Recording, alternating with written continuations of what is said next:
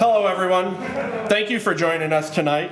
For those that I've not met in person or have not been introduced to at any point, my name is Matt Maldonado, and I'm the Student Services Senior Manager within Tandon Online. On behalf of the online academic programs, the Tandon Online staff, and NYU Tandon, I welcome each of you to the 2022 graduation reception. This time of year is always exciting, but especially so this time, as we're able to join in person once again and recognize the graduating classes from not just one, but three, the class of 2020, 2021, and 2022. Along with our graduates,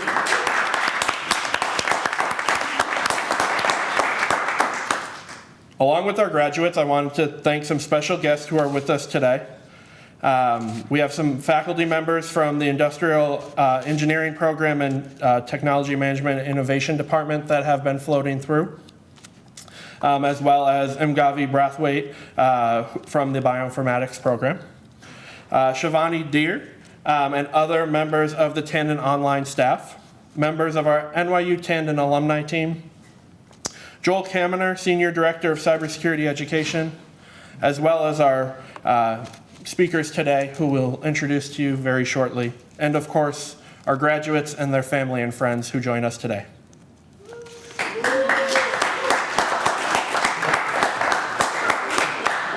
In celebration of the graduates, we put together just a short speaking program, and to kick us off, I'd like to introduce Vice Dean for Academics and Student Affairs, Nasir Memon.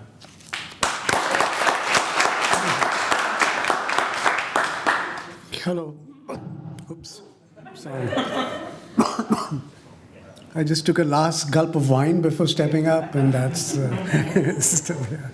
Yeah. So good evening, everyone. I know you're very happy. It's all over, and so I won't keep you long and we won't after the wonderful, short, and sweet ceremony you had yesterday, I'm told. So we'll keep this even shorter and sweeter. But one thing I'd like to tell you is that it's really not over, right? I remember when I was an undergrad, I graduated. Of course, we didn't have such celebrations back in India. I mean, you passed. What the heck? Of course, you should. Everybody passes, so not a big deal. And that was the attitude. But I was so happy last day, last exam, and I thought I'm done with this stuff. I was graduating with a GPA of 2.2, and I didn't want to attend a class again in the rest of my life. I didn't want to see a professor again in the rest of my life. And here I stand today, right? So it's never over, more so for all of you, right? Just because you've gotten a credential, and it's a great accomplishment. I'm not trying to put it down. Congratulations again on it. But a credential is not the end of learning.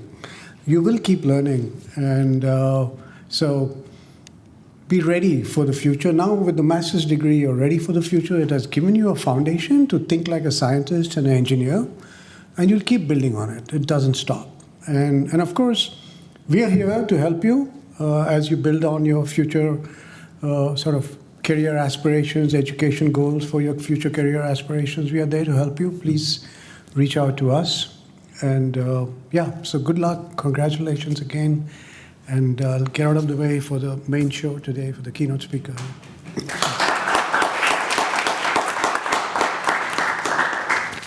Thank you, Nasir. As Nasir stated, we have our special guest today, who is our keynote speaker, comes from one of our industry partners, and our industry partners are an integral component to our programs. So we're fortunate to have Jodie Kautt, Vice President of Cybersecurity at Target, joining us as our keynote. In this role, Jodie leads the cyber defense team, including the 24/7 Cyber Fusion Center, which integrates threat intelligence, advanced analytics, state-of-the-art technology to detect, deter, investigate, and mitigate cyber threats. In addition, she leads data protection, fraud and abuse, and enterprise incident management for Target. Jodie is the executive champion for Target Tech's Diversity Action Committee, which focuses on building a team that values open dialogue, respect, inclusion, and diversity. She is also a member of the Aspen Cybersecurity Group and NYU Cyber Fellows Advisory Council. Jodie joined Target in 2005 from KPMG, where she consulted with a variety of companies. Jodie earned a bachelor's from Minnesota State University in accounting with minors in international business and business law, as well as a master's degree from Augsburg University in business administration. She is also a certified information systems security professional and an inactive certified public accountant. Please give a warm welcome to Jodie Kautt.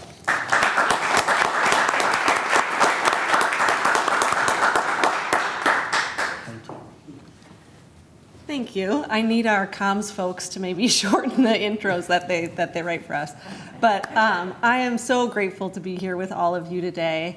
And just a huge congratulations to all of the graduates, and a huge thank you to NYU for having me, not just for this, but having me on the advisory council.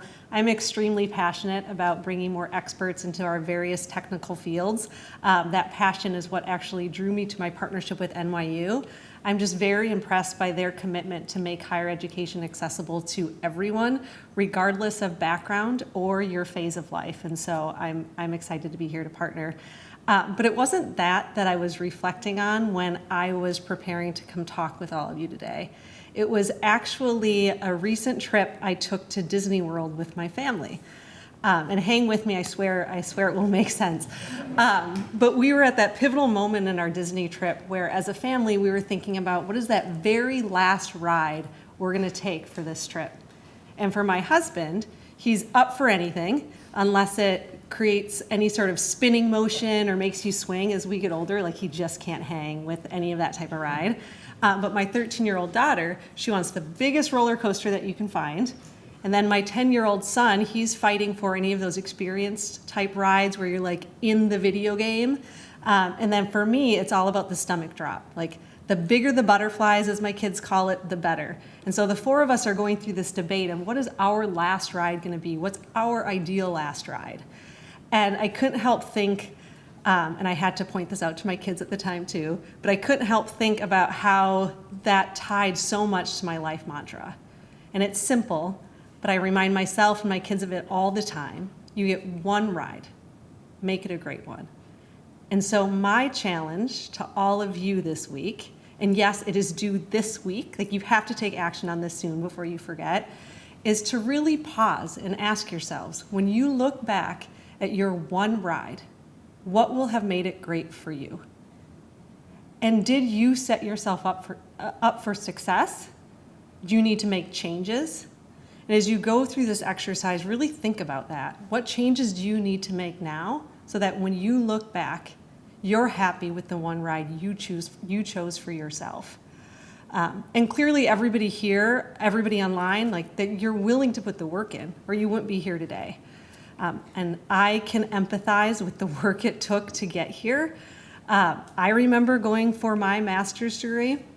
I was juggling way too much in life. I was planning a wedding, I got married, I had my first child, I started a new job, bought a house, moved into that house, and had a couple of breakdowns to just balance all of that out as you're going through the chaos, but you keep pushing through because you're passionate about seeing yourself succeed, which is what's so impressive about all of you. You've invested in yourself so that you can succeed. But I will tell you, not only had I not bothered to choose my ride, I wasn't even steering the ride I was on. Like, life was just flying by, and I wasn't taking a moment to appreciate any of it. So as I was graduating with my master's, I was having this wonderful snuggle moment on the couch with my daughter at the time, who was, gosh, I think she was about 8 months old or so. And I just needed a moment to take a breath. And I took a deep breath and just paused and had to ask myself, like, what do I want out of this life? And am I doing anything to set myself up for success with that? And for me in that moment, when I did the reflection of you get one ride, make it a great one, at that moment, I knew I needed life to just slow down. And so the next morning, I pulled a pitch together, and I went to my boss at Target at the time for a role to go part-time. That was it. I wanted to be home with my babies, but I wanted to keep moving in my career. And my boss and Target were both wonderful about it. There weren't other part-time positions around, but they were willing to give it a try. And I was so extremely grateful for that.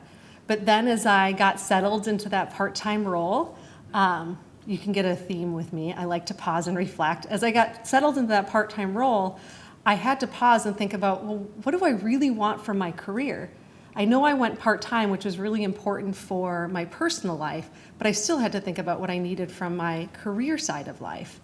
And for me, it was about having a deeper influence and connection on the culture for the team around me, the culture for the enterprise, and the people that I connected with. I just really craved that deeper connection. I wanted to have a positive impact on those that I encountered.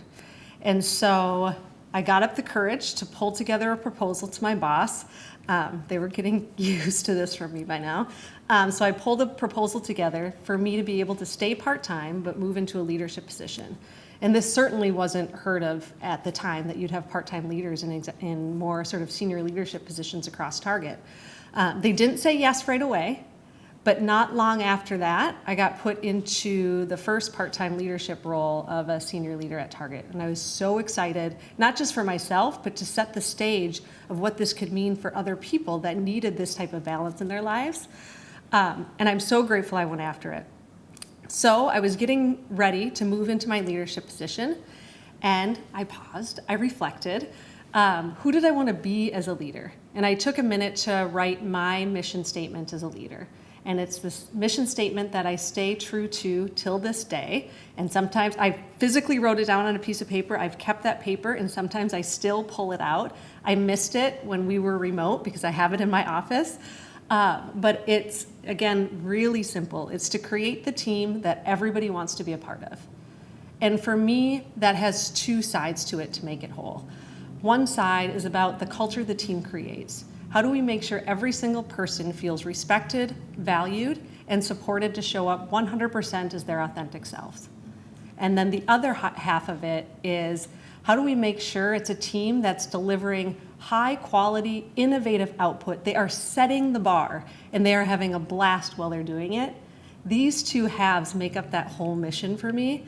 And as I've leaned into that, I have had the opportunity to work with the most amazing people on my teams over the years. People I would have never had the chance to come across with before had I not moved into the leadership role, had I not leaned into having a bigger influence, not just with the people on my team, the people across the enterprise, but the people in the community. The fact that I get to be here connecting with all of these wonderful graduates today, the fact that I get to partner with NYU, I would have never had any of these opportunities if I didn't lean in and go after what I wanted. So I'm going to also try to keep this brief, and I'm going to leave you with your challenge again. I really want you to pause. Ask yourself, when you're looking back at your life, what will have made it great for you? And go a little bit deeper with that courage and truly think about what you're going to change. What are you going to change this week? What are you going to change the next month? What are you going to change in the next year? So that you're really proud when you look back and you know you did what you needed to do to make your one ride great. So again, a huge congratulations to all of our graduates. Extremely proud of what you've accomplished.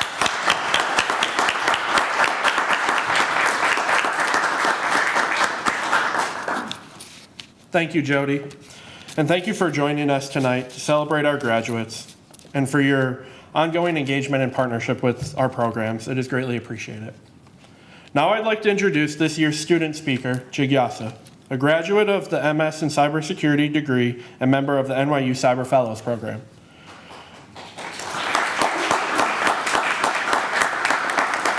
Jigs, as many of you know her as, was nominated by a group of her peers and faculty members for this special acknowledgement due to her academic excellence and willingness and commitment to assist, teach, and mentor others in the Cyber Fellows program.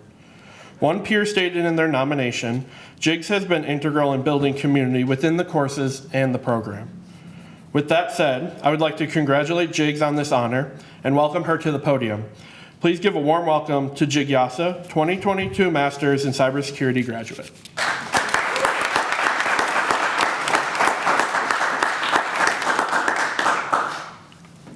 Hello, everyone. Thank you so much for this honor. Thank you for introducing me, Matt. Thank you, Professor Memon. Where did you go? Oh, right there. Thank you so much for this opportunity, Professor. Thank you, Jodie, for the kind words. Can I lost Jodie? Oh, right there. Sorry. Small group, but I keep on losing people. Thank you, everyone, my friends, my faculty, teachers, my family, daughter right there. Thank you, everyone, for all the support and the courage that was given to me for this. A lot of you know, or who don't know me, I'm a single mom. And actually, I'm going to continue on what Jodie actually said. She asked everyone to take a pause and think and reflect on the life that we want or we had, what we got out of it. My life was all about, like everyone else, every single parent would know, we have to put our dreams and our desires on a pause when we get family, when we get kids. We kind of like have to juggle everything. As a single parent, I didn't know what to do because I had so many dreams, and Professor Memon tells me that you come up with a new idea every other day or every 5 days or something. It's fertile. But I had to put everything on a pause. And once you put everything on pause for your family, you just don't know what to do. You get lost. You just get into the rut of life. Make money to survive. Make money to put kids to college. Make money for mortgage and those kind of things. But what about me? What about our own self? We just get lost. For me, I wanted to get into cybersecurity since 2008. But my daughter was like teeny weeny. I couldn't have done anything.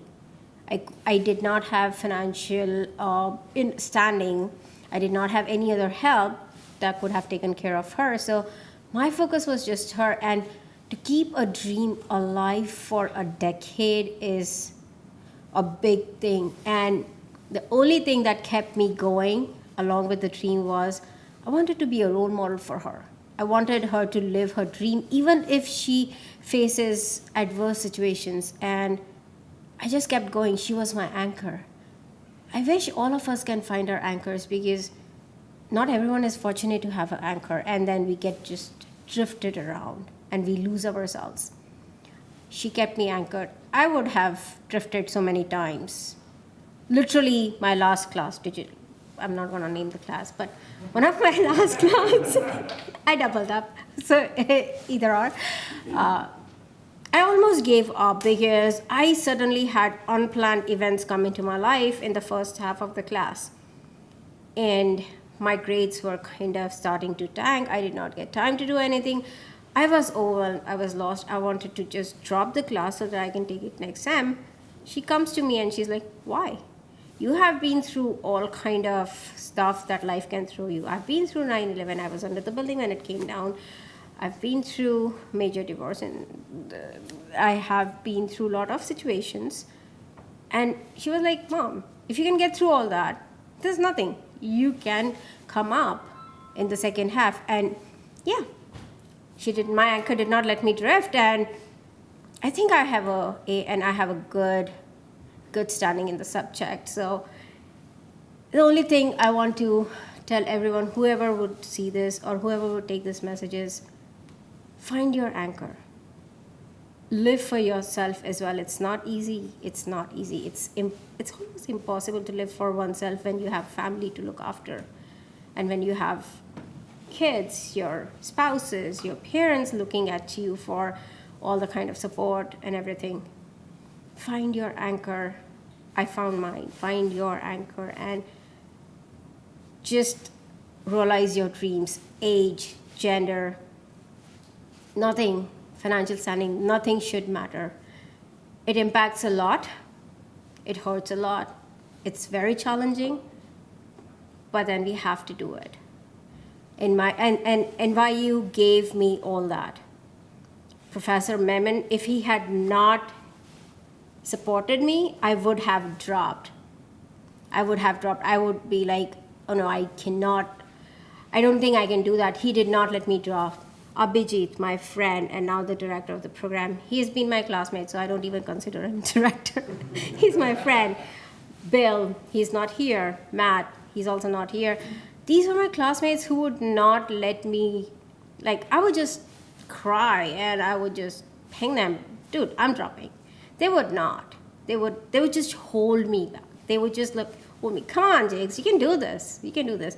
So if I'm standing here, it is because of my friends, my peers, my colleagues.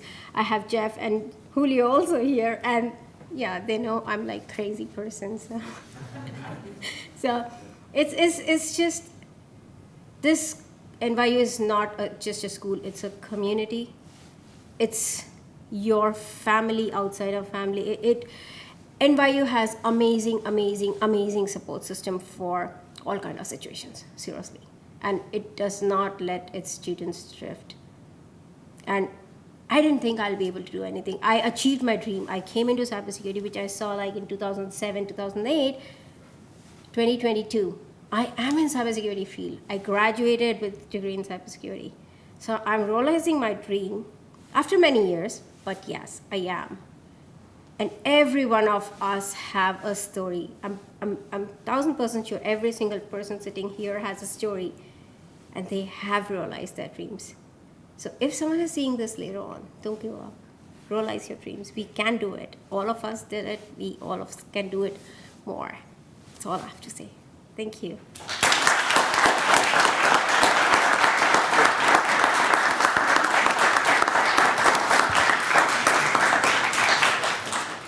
Thank you, Jigs, for the inspiring speech. Congratulations again, and congratulations to all the graduates that joined us today. We appreciate you traveling near and far to come and celebrate with us. This concludes our speaking program. Thank you again, Nasir and Jodie, for your kind words and inspiring messages. And thank you to everyone, all the guests and other staff and faculty from NYU for joining us. Graduates, although you've completed your degree, you're always part of the Tandon community. So as an alumni, we have great opportunities for you to continue your learning journey and engage with students and alumni. There's lots of discounts on non-degree and non-credit certificates and programs. You'll get annoying emails from me to be a mentor at some point, I'm sure. And continued networking events, hopefully more in person in the future, but definitely a lot of opportunity to get engaged online as well. We also have alumni representation from the alumni relations team here at Tandon. Don't forget to grab your swag on your way out of this room even before the event's over, and learn more about your alumni benefits from Greater NYU. The celebration isn't over. We also have some swag for you out on the table. Don't forget to grab that on your way out. We'll do the raffle in about a half hour or so. We have lots of food, lots of drinks. Enjoy. Take this time to celebrate with all of your peers and your close family and friends. Thank you all.